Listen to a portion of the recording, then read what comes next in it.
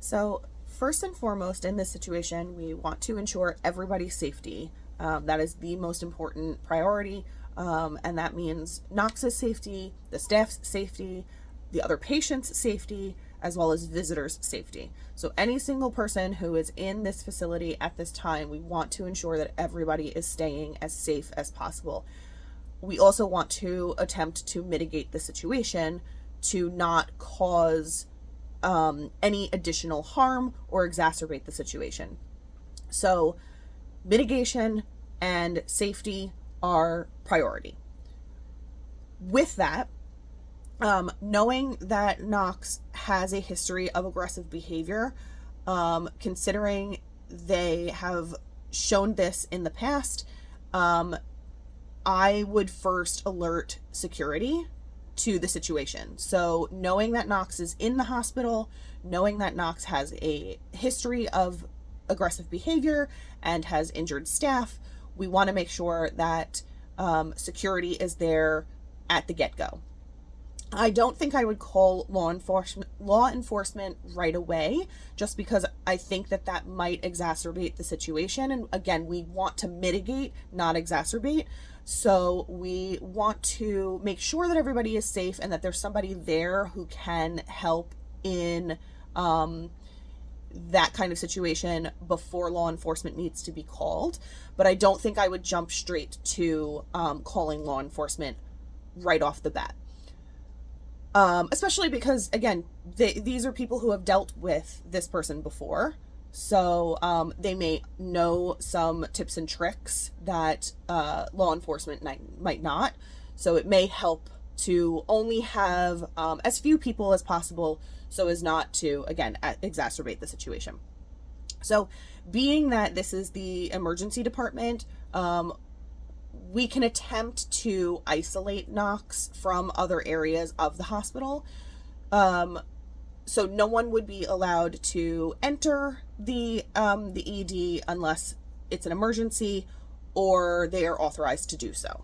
So staff and other patients that are needing to be in the emergency department. So those who are not patients would be required to stay in the waiting room or in their patient rooms if they're visiting other areas of the hospital. So nobody who's not authorized to be in there would be allowed into the emergency department, both to keep stress levels down and to keep other people out of harm's way. I would also try to ensure that Knox has their own room in the ED if that's possible. I know a lot of hospitals do not have that, but we have some hospitals around in my area that do have like private rooms. And it's also state law. I don't know if it's federal. I haven't looked into that, but I know that here in New York, we have a requirement that all emergency departments need to have rooms and beds open in the emergency department, even if they have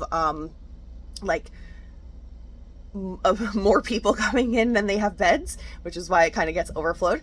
But that's to ensure that if there's like a natural disaster or something and they need all of these beds, that they have these extra beds to allow other people, other patients to come in and get the emergency care that they need through triage. So if somebody is in a dire situation where, you know, they need emergency help to save their life, that there is an open bed for them to be in.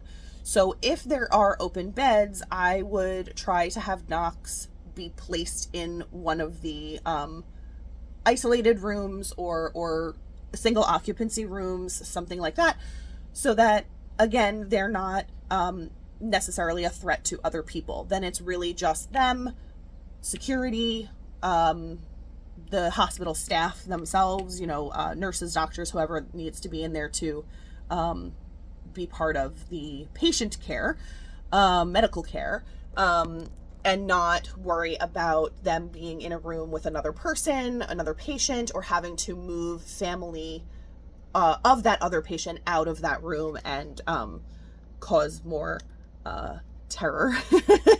So, also, the hospital still needs to take care of other patients. They can't just like have everybody leave. So I would still try to get him to be isolated, or them, excuse me, isolated from others. But if the situation gets dire enough, I would then have them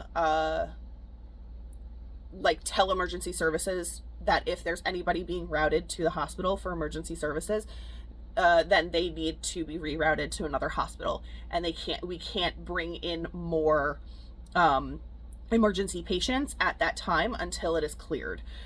So I would also alert over the PA system that there's a code in the ED. And obviously these codes are usually very discreet in how they're being coded, colors or whatever, so as not to alert the rest of the patients or the families who are there as to what's going on in the ED, but just to make sure that people who are on the team are able to come when they need to during that code. So with that team, I would make sure that we have a social worker and an on-staff psychiatrist to come assist. These are the people who are most well-trained in these situations and with these behaviors. So they are the people that are going to hopefully be able to mitigate the situation better than anybody else. So a social worker can be there just to kind of talk with Knox, see what's going on, see if there's anything else that they need besides what they're asking for, which is, pain medication and all of that stuff. There could be something else going on.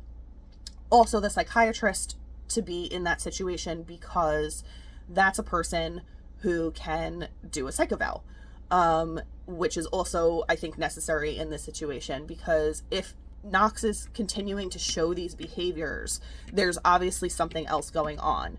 And these are the two people I think that can best figure out what is going on to, again, assist and mitigate the situation.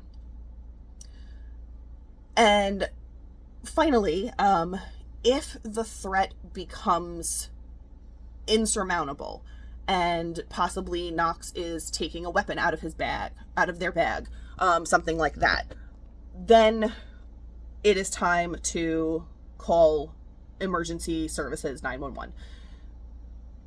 This is the point where we need law enforcement to step in. Security is not going to cut it at that point, but we need law enforcement intervention to, again, ensure everybody's safety, ensure Knox's safety, and to remove them from the situation as needed.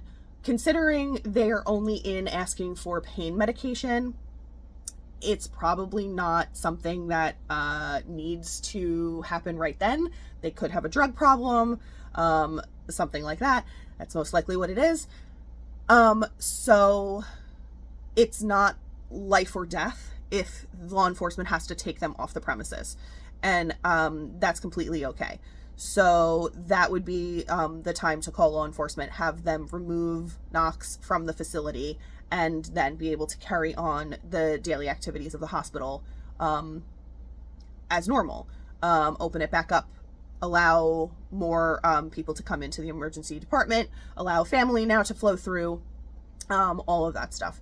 So I would start with, just ensuring everybody's safety and not exacerbating the situation. And if it gets to the point where it's necessary for law enforcement intervention, then we would have law enforcement intervention.